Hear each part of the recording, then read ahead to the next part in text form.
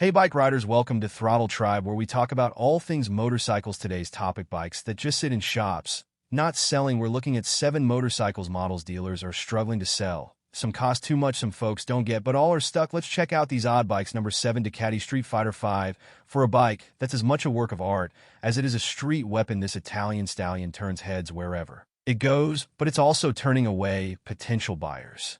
Let's break down why this beast is giving dealers headaches. At the heart of the Street Fighter 5 lies a 113 cubic cm Desmos SETI Throttle V4 engine, churning out a mind-bending 208 horsepower. In its base form, it'll rocket from 0 to 60 in just 2.9 seconds and keep pulling all the way to 70 mph. On paper, it's a dream machine for any speed junkie. But here's where reality hits hard: the price tag, starting at around $222,000 for the base model, and soaring to nearly $30,000 for the SP variant. It's in a league that many riders simply can't afford, and that's before you factor in insurance, maintenance, and the inevitable speeding tickets. The Street Fighter 5 faces a unique challenge. It's almost too good for the street, with MotoGP-derived aerodynamics and more power than most cars. It's a track weapon in street clothes, but how many riders can truly exploit its potential on public roads? It's like using a flamethrower to light a candle. Maintenance is another sticking point. The Dramic valve system requires specialized service, and those sticky racing tires aren't cheap to replace. Plus, the aggressive riding position isn't exactly comfortable for long hauls or daily commutes. Ducati's limited dealer network, compared to Japanese brands, also means finding service can be a hassle in some areas.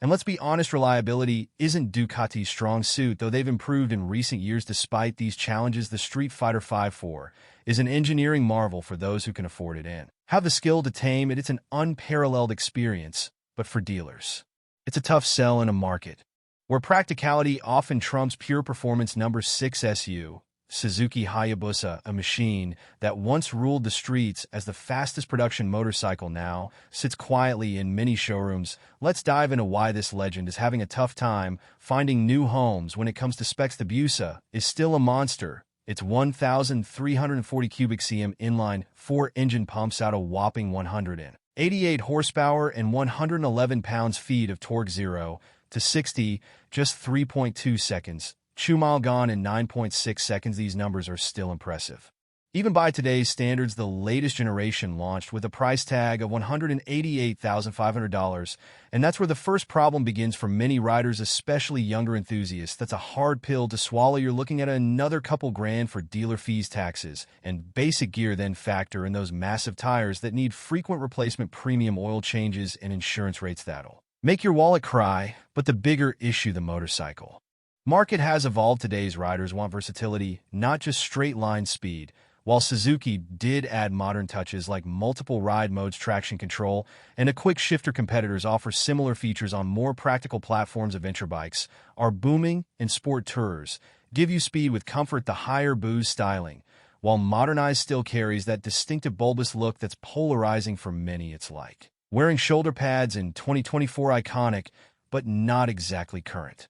Plus, with increasing focus on emission regulations and fuel efficiency, a gas-guzzling speed demon isn't exactly trending. That said, if you've got the budget and the passion, dealers are more willing than ever to make deals on these bikes.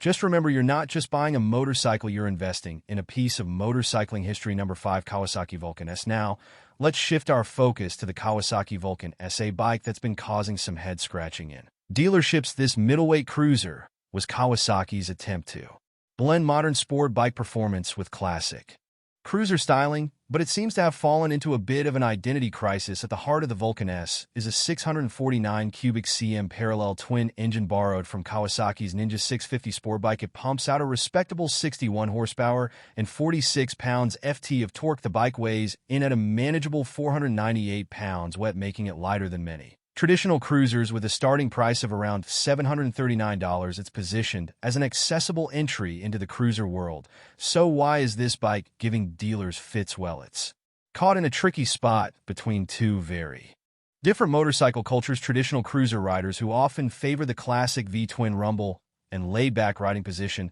find the Vulcan S too sporty and modern, Its parallel twin engine, while smooth and efficient, lacks the characteristic sound and feel that cruiser enthusiasts crave. On the flip side, sport bike riders looking for a more relaxed ride often find the Vulcan S lacking in performance compared to what they're used to. Its power delivery, while adequate for cruising, doesn't provide the thrill that sport bike enthusiasts seek. The Vulcan S also faces tough competition from established cruiser brands like Harley-Davidson and Indian, which have strong brand loyalty. Many cruiser buyers are looking for that classic American cruiser experience, which the Vulcan S, with its Japanese sport bike DNA, simply can't provide. Kawasaki tried to address some concerns with their ErgoFit system, allowing adjustments to fit riders of different sizes, but this customization hasn't been enough to overcome the bike's identity issues. Dealers often struggle to position this bike effectively. Is it a cruise for sport bike riders, a sport bike for cruiser enthusiasts? This lack of clear identity makes it a tough sell in a market where most buyers have a specific type of riding experience in mind. While the Vulcan S is a competent and affordable motorcycle, its attempt to bridge two distinct motorcycle cultures has left it in a challenging middle ground, making it a bike that dealers often find lingering in their showrooms longer than they like.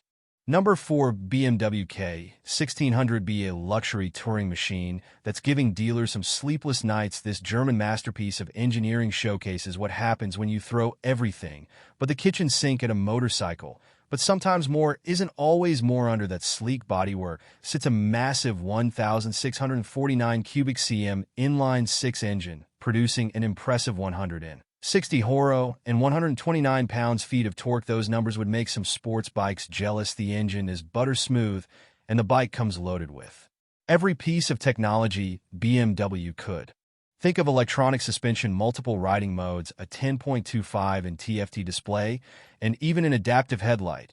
But here's where things get tricky. The price tag starts $2,545 and easily climbing past $25,000 with options. It's in premium territory. Add dealer fees, taxes, and accessories, and you're looking at the price of a nice car. For many riders, that's a tough pill to swallow, especially when Japanese alternative eyes offer similar features for less. The K1600B faces several challenges in the showroom. First, it's caught between two worlds: too modern for traditional bagger fans who prefer Harley-Davidson style, yet too heavy for sport touring enthusiasts. At 741 pounds, it's not lightweight, and that mass can be intimidating in parking lots or tight spaces. Maintenance costs are another sticking point. Those sophisticated electronics are fantastic when they work, but when something goes wrong, repair bills can be eye-watering. Plus, finding a qualified BMW motorcycle technician isn't as easy as finding someone to work on a Honda or Harley. While the K1600B is undoubtedly an engineering marvel, offering luxury car levels of comfort and technology on two wheels, it's proven to be a tough sell. Dealers often find themselves explaining why someone should choose this over a traditional bagger or a more conventional touring bike. For the right buyer with deep pockets, it's an incredible machine, but finding those buyers, that's the challenge dealers face. Number 3, Honda DN01. Now, let's shift gears to one of the most unique entries on our list, the Honda DN01. Produced from 2008 to 2010, this bike was Honda's attempt to create a new category, blending elements of cruiser, sport bikes, and scooters. But as we'll see, sometimes being too innovative can backfire. The DN01 was powered by a 680 cubic cm liquid-cooled V-twin engine, producing a modest 61 horsepower. But the real talking point was its automatic transmission system, called the human-friendly transmission HFD. This continuously variable transmission offered both automatic and manual modes controlled by buttons on the handlebars. When it hit the market, the DN01 carried a hefty price tag of around $115,000. That's where the problems began. For that kind of money, buyers could get a much more powerful conventional motorcycle or a highly equipped maxi scooter. The DN01 design was polarizing, to say the least. Its long, low-slung profile and bulbous front end didn't quite fit in any existing category. It was too heavy and underpowered for sport riding, too unconventional for cruiser fans, and too expensive for scooter and enthusiast. Performance was another issue. Despite its futuristic looks, the DN01 was no speed demon. Its 0 to 60 time of around 5.5 seconds was underwhelming for its price point. and its top speed of about 120 miles per hour was nothing to write home about. Potential buyers were often confused about the DN01's purpose. Was it a commuter, a tourer, a cruiser? This identity crisis made it a hard sell for dealers who struggled to explain its benefits over more conventional options. While the HFT transmission was innovative, many traditional riders were put off by the lack of a conventional clutch and gearbox, and those interested in automatic transmissions could find cheaper options in the scooter market. In the end, the DN01 was simply ahead of its time. It was a bold experiment that paved the way for later models like the NM4 Volus, but its high price and unconventional design made it a tough sell today. It's a rare sight on the roads, more likely to be found in collections of unusual motorcycles than in dealerships. Number 2, Indian Scout Bobber. Let's turn our attention to the Indian Scout Bobber, a stylish machine that's been causing some unexpected headaches for dealers. This bike is India's attempt to capture the hearts of younger riders with a blend of classic American styling and modern performance. But sometimes even a good recipe doesn't guarantee sales success. At the core of the Scout Bobber is a liquid-cooled 1,133 cubic cm twin engine pumping out a respectable 100 horsepower and 72 pounds-feet of torque. It's got that low-slung boba look with chopped fenders and a solo seat that screams attitude. The price tag starts around $1,999, positioning it as a premium offering in the middleweight cruiser segment. So why are dealers struggling to move these bikes? First off, there's the fierce competition from Harley-Davidson. The Scout Bobber often finds itself in the shadow of Harley's Sportster lineup, which boasts a more extensive dealer network and a cult-like brand loyalty that's hard to beat. Then there's the price point. While $1,999 isn't outrageous, it's significantly higher than some Japanese alternatives that offer similar performance. For many younger riders, the very demographic Indian is targeting that extra cost is a tough sell, especially when they're often dealing with student loans and rising living expenses. The Scout Bobber also faces some practical challenges. Its stripped-down boba style looks great, but it sacrifices some comfort and practicality. The low seat height and forward controls can be uncomfortable on longer rides, and there's minimal storage space. This makes it a tough sell for riders looking for a do-it-all bike. Indian's relatively limited dealer network compared to more established brands also poses a problem. Potential buyers might hesitate if they're unsure about service and parts availability in their area. Lastly, while the Scout Bobber's performance is solid, it doesn't quite match the character that some traditionalists expect from an American V-twin. It's smoother and more refined, which paradoxically can be a turnoff for those seeking that raw, old-school cruiser feel. Don't get me wrong, the Indian Scout Bobber is a beautiful, well-engineered motorcycle, but its position in the market, caught between tradition and modernity, premium and accessible, has made it a challenging sell for many dealers. It's a reminder that in the motorcycle world, sometimes being good isn't quite enough. You also need to find your niche. Number 1, Harley-Davidson Livewire. Let me introduce you to one of the most controversial entries on our list, the Harley-Davidson Livewire. This bike represents Harley's bold leap into the electric future, but it's been giving dealers more headaches than high fives. Let's break down why this groundbreaking machine is struggling to find homes. The Livewire packs some serious electric punch, a permanent magnet motor delivering 105 horsepower and 86 pounds-feet of instant torque, 0 to 60, a blistering 3 seconds range, about 146 m in the city or 70 m on the highway. It's loaded with premium features like shower suspension, Brembo brakes, and a 6-axis IMU with cornering ABS. But here's where things get shocking. The price tag at launch, it commanded $29,799, making it one of the most expensive production electric motorcycles ever.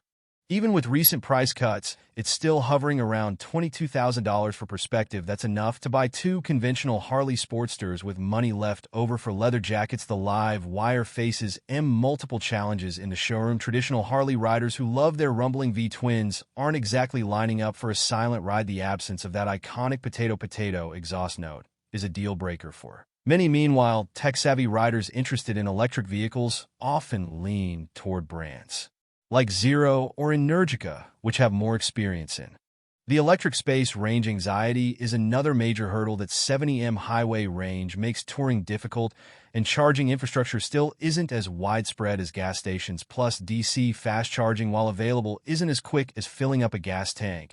Then there's the identity crisis. The Livewire is too expensive for younger, environmentally conscious riders, yet too radical for traditional Harley enthusiasts. Deal find themselves in the awkward position of trying to sell a premium-priced high-tech motorcycle to a customer base that often values tradition and simplicity, while the Livewire showcases impressive engineering and Harley's commitment to future mobility.